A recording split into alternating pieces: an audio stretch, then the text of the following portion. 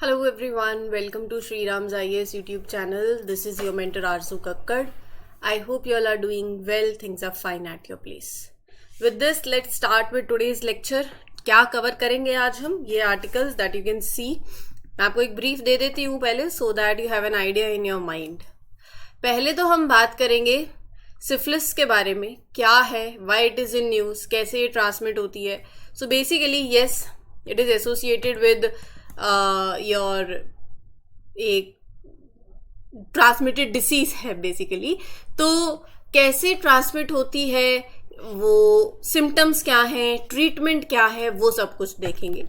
Then will come to SIM swapping scam. तो cyber security से deal करता हुआ ये आर्टिकल है और आपके प्रीलिम्स के लिए भी इम्पॉर्टेंट है. जीएस पेपर 3 से भी you can connect. Indian flap shell turtle, why it is in news and context के साथ साथ एवरी अदर थिंग जो भी से जुड़ी हुई होगी. आईयूसीएन स्टेटस, कंजर्वेशन कहाँ पाया जाता है, वो सारी डिस्कशन होगी. मंजीरा वाइल्ड लाइफ सेंचुरी क्यों न्यूज़ में है वो भी इम्पॉर्टेंट है क्योंकि रामसर साइट से जुड़ी हुई न्यूज़ है. आपके लिए होमवर्क यहीं बता देती हूँ. रामसर साइट्स इंडिया में कितनी है वो मुझे कमेंट सेक्शन में बताओगे और रामसर साइट्स के बारे में खुद से पढ़ोगे. जीएस पेपर 3 के लिए भी इम्पॉर्टेंट है, प्रीलिम्स के लिए भी इम्पॉर्टेंट है. UPSC already previous year papers में रामसर से सवाल पूछ चुकी है, रामसर साइट से भी पूछ चुकी है, वेटलैंड से पूछ चुकी है, राइट. सो ये आर्टिकल्स आपके एनवायरमेंट सेक्शन के इंपॉर्टेंट रहते हैं. Then by the end of this lecture will talk about this article. ये एडिटोरियल था रिसेंटली. हमने वर्ल्ड पॉपुलेशन डे पढ़ा था, अगर आपको याद हो तो. कब होता है world population day? 11th of July. याद है सबको, राइट? तो ये जो आर्टिकल है ये डिस्कस कर रहा है डेमोग्राफिक डिविडेंड के बारे में. तो आपके पेपर 2 के लिए भी ये आर्टिकल कनेक्ट कर रहा है with paper 2 and with paper 3 as well, right. Inclusive growth की बात होगी, एम्प्लॉयमेंट की बात होगी, ह्यूमन रिसोर्स की बात होगी. तो डेमोग्राफिक डिविडेंड क्या है, what is meant by demographic dividend, India किस तरीके से अनलीश कर रहा है इट्स डेमोग्राफिक डिविडेंड. फिर उसके बाद क्या फैक्टर्स हैं that can lead to demographic disaster. So demographic disaster to demographic dividend, यही आर्टिकल का नाम है और ये एडिटोरियल आया था हिंदू के अंदर. तो हम इसको आज कवर करेंगे. Make sure you have pen and paper along with you so that number of point that I will share with you, do write it down. साथ साथ लिखते चलो ताकि इंफॉर्मेशन समझना वो सब एक बात है, लेकिन आपके पास एट द एंड पॉइंट्स होने चाहिए, 8-10 पॉइंट्स होने चाहिए जो कि डाइवर्सिटी शो करे आपके आंसर्स में, राइट. तो वो पॉइंट्स लिखते चलो, ये आपको बाद में भी बहुत काम आएंगे. देख लेना आपके क्रिस्प नोट्स कब बन जाएंगे आपको खुद भी पता नहीं चलेगा. So this way we will be taking this session. Comment section में I am seeing your feedbacks and the way you are showering love in the comment section. Thank you for that. Thank you because ये देखकर भी अच्छा लग रहा है that you are liking these lectures. They are helping out in your preparation. So channel जिन्होंने subscribe नहीं किया है जल्दी से चैनल सब्सक्राइब कर दीजिए. Whenever any session get published, you will get the notification and mark your attendance by liking this lecture. चलिए जी, पहली न्यूज़ जो है सिफिलिस को लेके वो ये है कि हाल ही में improved testing has led to the detection of over 6,000 cases of syphilis. एक सेक्सुअली ट्रांसमिटेड डिसीज है ये.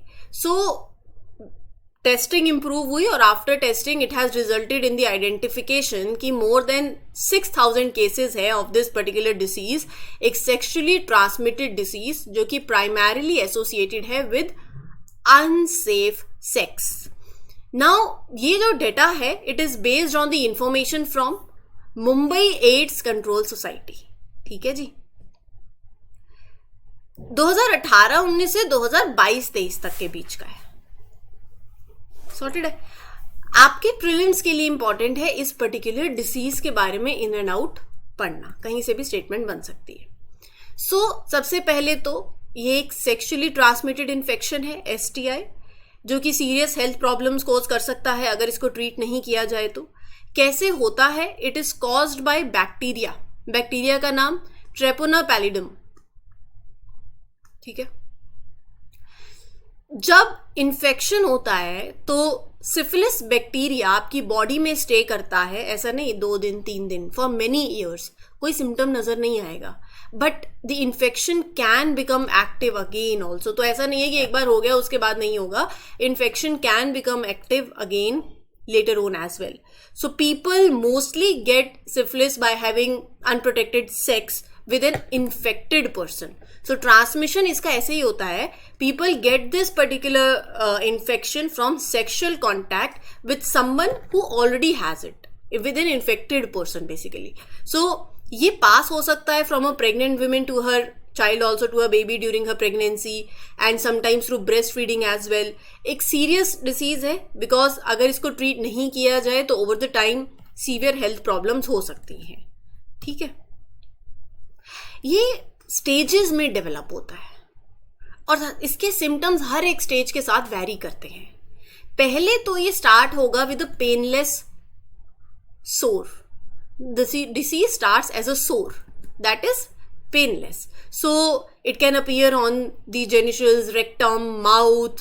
So ये जो sore है, it is where the infection entered the body, and it can be sometimes nearby the lymph nodes also that can swell. अगर syphilis treat नहीं किया so क्या होगा, non itchy skin rashes होंगे, usually hands पे होते हैं और feet पे होते हैं. बहुत से लोग they may not notice these symptoms for the years, और जैसे मैंने आपको बताया this disease come and go as well. अगर फिर अनट्रीटेड रह गई so it can cause problems, it can damage the heart, brain, muscles, bones, eyes permanently as well. It can permanently damage your system, your health, your brain, your muscles, bones and eyes. कोई treatment है फिर? Yes है. ये एक treatable और curable infection है. It is easy to cure with antibiotics, specially जब ये अपने अर्ली स्टेज में होता है. Penicillin is the most commonly use medication जो कि इसके लिए दी जाती है.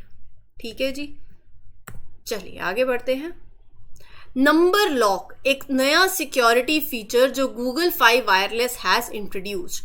अब ये पहले तो क्यों इंट्रोड्यूस किया वो मालूम होना चाहिए. फीचर क्या करेगा वो बात की बात है. हमारे लिए कॉन्टेक्स्ट जो है वो ज़्यादा इंपॉर्टेंट है सिम स्वैपिंग का, क्योंकि ये जो नया फीचर आया है it will empower the user to take control and prevent this cyber security threat that is SIM swapping. अब सिम स्वैपिंग स्कैम है क्या?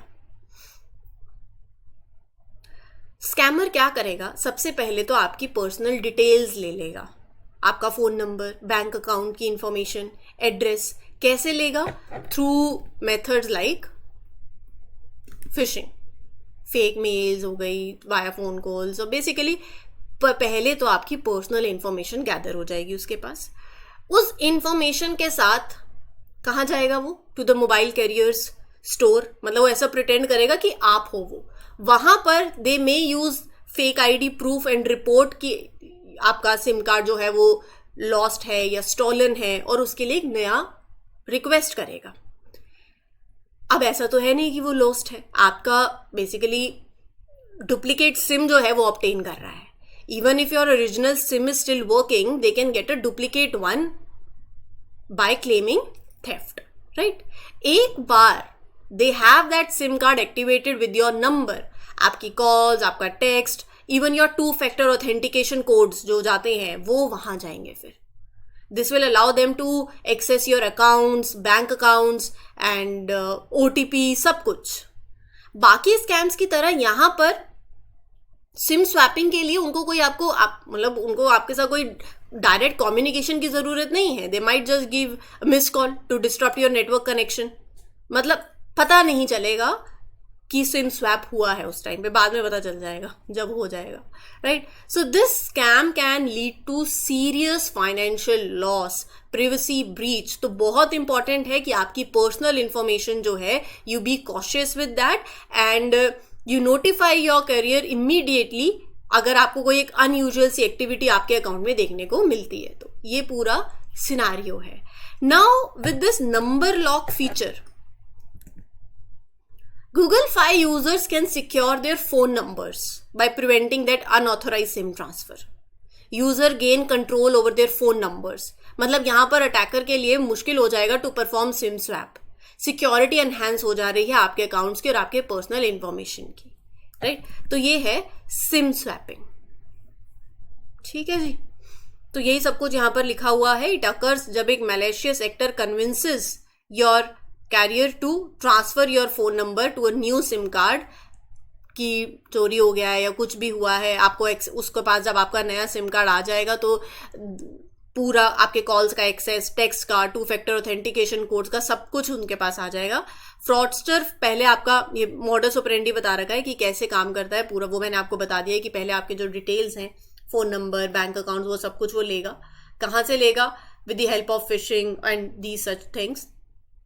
पर्सनल इंफॉर्मेशन रिसीव करने के बाद फ्रॉस्टर विजिट करेगा मोबाइल ऑपरेटर्स रिटेल आउटलेट पे, कि आप मतलब अपने आप को एक विक्टिम दिखाएगा, आप उसके पास आपका फेक आईडी प्रूफ वगैरह सब कुछ होगा और एक फेक थेफ्ट रिपोर्ट करेगा ऑफ द सिम कार्ड, और उसके बाद they will attain that duplicate scheme, right. तो मतलब यही मैं आपको बता रही थी, जो सब कुछ लिखा हुआ है कि SIM swap scam doesn't require direct communication with the victim, और ये प्रीलिम्स में स्टेटमेंट भी बन सकती है, राइट।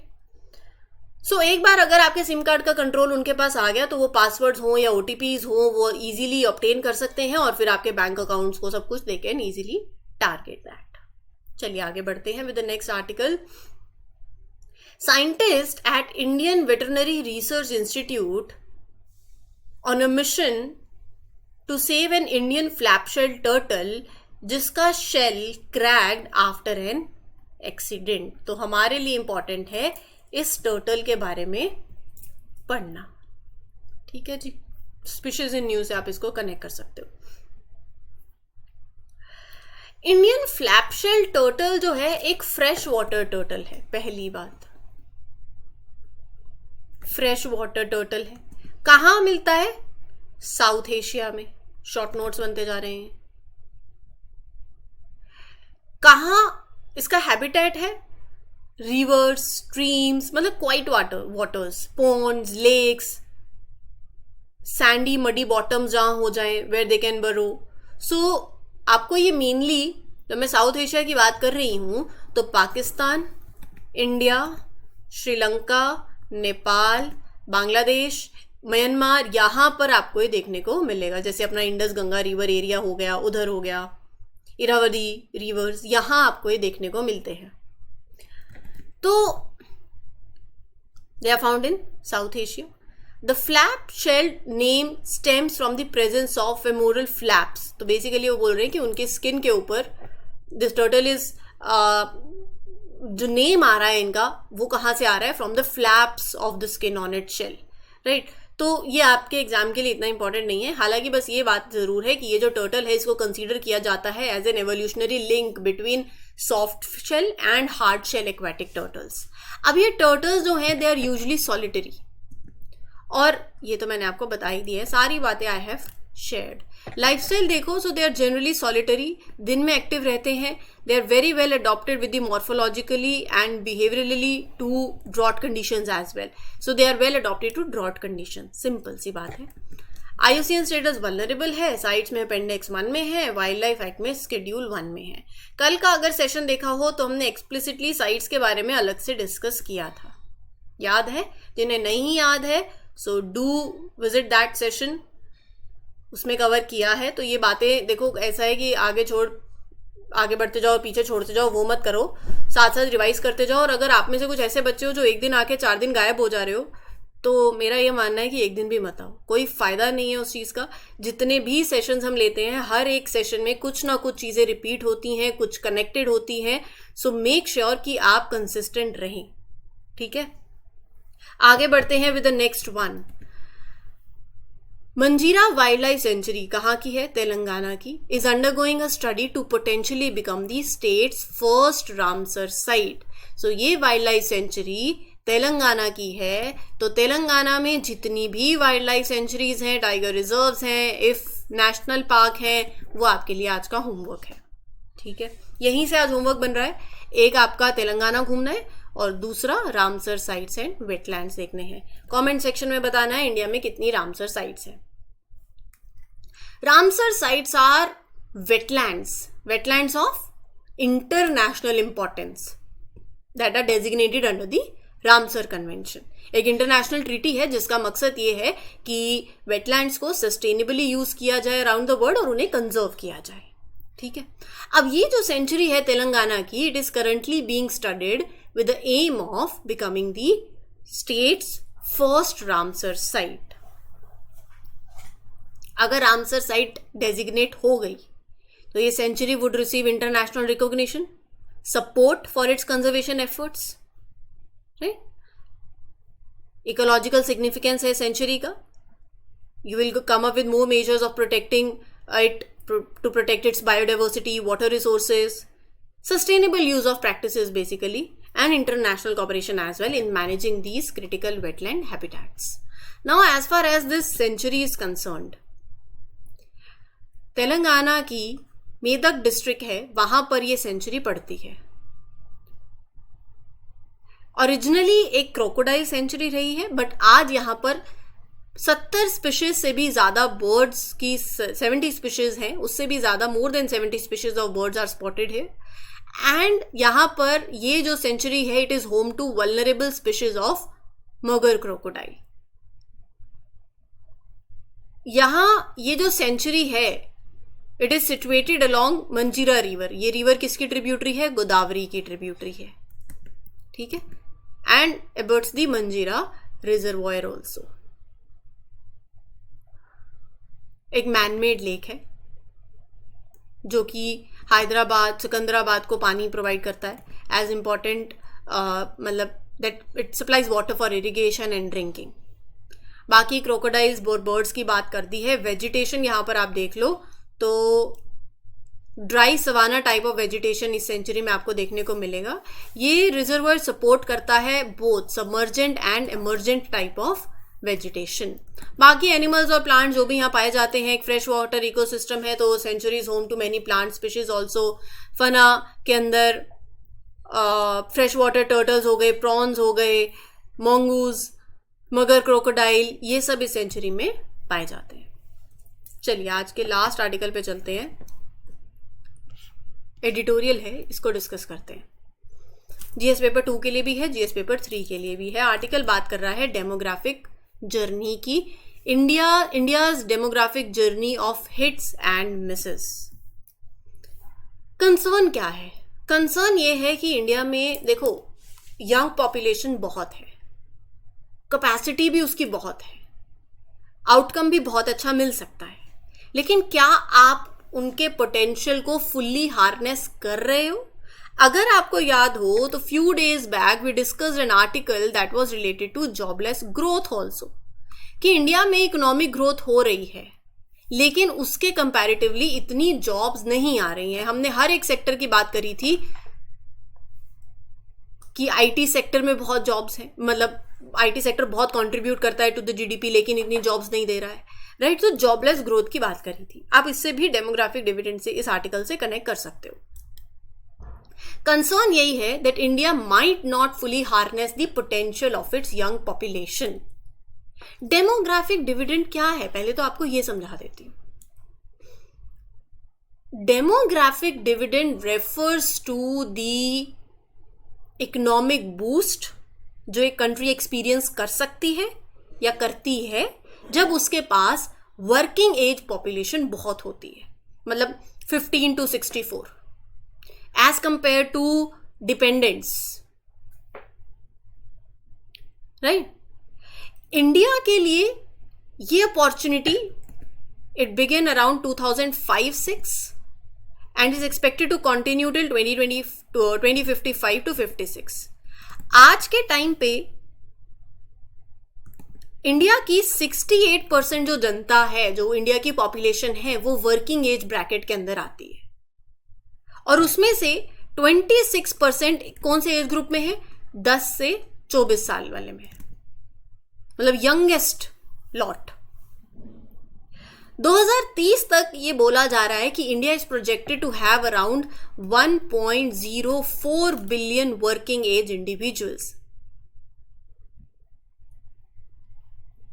तो यहां पर ये जो डेमोग्राफिक एडवांटेज इंडिया को मिल रहा है, इससे इंडिया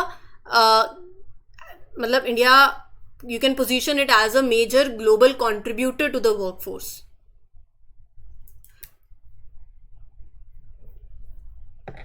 तो आप लगा सकते हो कि 24% के आसपास the world's new workers over the next decade originating from India.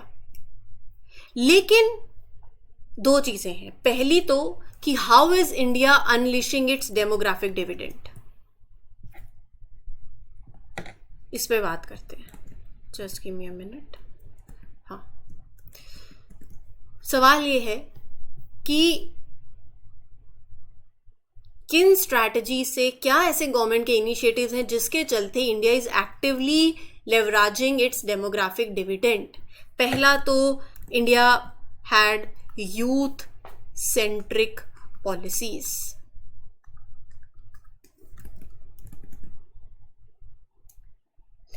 कि अगर आप ये रिकॉग्नाइज कर लो कि 50% आपकी पॉपुलेशन अंडर 25 है और 65% अंडर 35 है, ये सबसे बड़ी बात है. और इस चीज को आप कैटर कर सकते हो. You can come up with, जो इंडिया लेकर आया है, schemes like national youth policy, प्रधानमंत्री कौशल विकास योजना, ताकि आप वहां एंटरप्रेन्योरशिप, मेंटरशिप अपॉर्चुनिटीज और स्किल डेवलपमेंट और फॉस्टर करो. दूसरी बात, how is India leveraging this demographic dividend? With investing in education. You can write down these points. Literacy rate जो आपका चल रहा है, despite challenges in that, India has introduced schemes like सर्व शिक्षा अभियान, Right to Education Act, Mid Day Meal Scheme. और employability को और enhance करने के लिए प्रधानमंत्री कौशल विकास योजना, अप्रेंटिसशिप ट्रेनिंग. तो बेसिकली स्किल्ड वर्कफोर्स डेवलपमेंट की तरफ भी हम काम कर रहे हैं. अब ये भी इंश्योर करना बहुत इंपॉर्टेंट है कि बीमार हो जाओगे तो काम कैसे करोगे. सो इंश्योरिंग कि एक हेल्दी पॉपुलेशन हो, ये भी इंडिया इंश्योर कर रहा है. और infrastructure development that forms the backbone of economic growth. अपना कैपिटल एक्सपेंडिचर इंक्रीज करो, roads, ports, airports, digital infrastructure पे. ठीक है जी. लेकिन हम बात कर रहे हैं डेमोग्राफिक डिजास्टर की भी. क्या आप अपने डेमोग्राफिक डिविडेंड को तरीके से आप बोल सकते हो, क्या उसका फुल पोटेंशियल आप ले पा रहे हो? How your demographic dividend can lead to demographic disaster. क्या फैक्टर्स हैं? जब पॉपुलेशन बहुत तेजी से ग्रो कर रही है, जितनी जॉब अपॉर्चुनिटीज नहीं है. पहला, हाई अनएम्प्लॉयमेंट रेट. पहला. दूसरी बात, जैसे जैसे एल्डरली लोग दे आर इंक्रीजिंग, यहां चैलेंजेस आ जाएंगे related to health care, social security, economic dependency आ जाएगी. ये demographic shift, it requires resources, ऐसे resources where you have to support the needs of ageing population. तीसरा, रिसोर्स स्कैर्सिटी. जिस तरीके से पॉपुलेशन ग्रोथ हो रही है वो प्रेशर डालेगी ऑन द रिसोर्सेज. पानी चाहिए. आप आज सिटीज लगा लो like Delhi and Bangalore, states like Rajasthan, they are facing severe water stress. क्यों? Due to over use, pollution. जैसे जैसे, फोर्थ पॉइंट लिखते चलो, जैसे जैसे पॉपुलेशन बढ़ेगी, पब्लिक रिसोर्सेज पे स्ट्रेन पड़ेगा, सर्विसेज पे पड़ेगा. फिर क्या होगा? क्वालिटी इंपैक्ट होगी, जो स्पेशली मिडिल इनकम ब्रैकेट में रहते हैं. और फिर ये साइकिल में आएंगे. Low living standards, limited access to essential services like education and health care, and this perpetual cycle of poverty. This will perpetuate a cycle of poverty. जिन countries में जैसे हाई फर्टिलिटी रेट्स हैं, एक तो fertility rate high है और ऊपर से सोशल इनइक्वालिटी भी है, so will contribute to struggle to distribute the resources and opportunities. Last, unplanned urbanization. Cities बहुत तेजी से एक्सपैंड हो रही हैं, ओवरबर्डन इंफ्रास्ट्रक्चर हो रहा है, डिमांड के साथ कीप अप करने में स्ट्रगल होगी, ट्रैफिक कंजेशन होता है, पोल्यूशन होता है, स्लम ग्रोथ होगी, हाउसिंग चैलेंजेस और होंगे, एनवायरमेंटल डिग्रेडेशन होगी. ये सारे चैलेंजेस हो सकते हैं. तो what should India do to reap its demographic dividend? क्या करना चाहिए? एडुकेशन की क्वालिटी इंप्रूव करो, यंग लॉट है आपके पास, ट्रेनिंग प्रोवाइड करो, स्किल डेवलपमेंट दो, डिजिटल लिटरेसी में इन्वेस्ट करो, और एक दूसरी बात, ये सब करने के बाद एक बिजनेस एनवायरनमेंट ऐसा हो that is favourable, job growth stimulate करो, एंटरप्रेन्योरशिप को सपोर्ट करो, तो एम्प्लॉयमेंट जनरेशन। तीसरा, हेल्थ केयर और वेलबींग पे उसको स्ट्रेंथन करो, राइट? ऐसी पॉलिसीज लेकर आओ that promote gender equality, equal access to education, employment opportunities, तो इंक्लूसिव ग्रोथ हो। इंफ्रास्ट्रक्चर डेवलपमेंट की हमने बात करी है। वर्कर्स जो हैं from agriculture to the formal sector, जो ट्रांजिशन हो रहा है, make sure that shift is smooth and you facilitate it as well. Wage employment, more formal job opportunities लेकर आए, क्योंकि जॉब सिक्योरिटी रहती है वहां पर, सोशल सिक्योरिटी बेसिकली, राइट? ऐसी policies, last but not the least, you can write down point like policy and governance का भी। Strengthen your governance mechanisms so that you ensure कि इन सब चीजों का इफेक्टिव इंप्लीमेंटेशन हो, effective implementation of initiatives, of programmes. You can collaborate, government collaborations हो सकती हैं with private sector, civil society, right? So these all things can be done. What else? If you have any point, do let me know in the comment section. इस particular session के लिए इतना ही. I hope you enjoyed. I hope you learned. कोई doubt होता है तो ask me in the comment section. और कुछ छूट गया है तो वीडियो को थोड़ा सा पीछे रिवाइंड करो, अपने पॉइंट्स नोट डाउन कर लेना. ठीक है, इस सेशन के लिए इतना ही. We'll meet you in another one. Till then, take care. Good luck. Good wishes. This is your mentor Arzu Kakkad signing off. All the best. Thank you.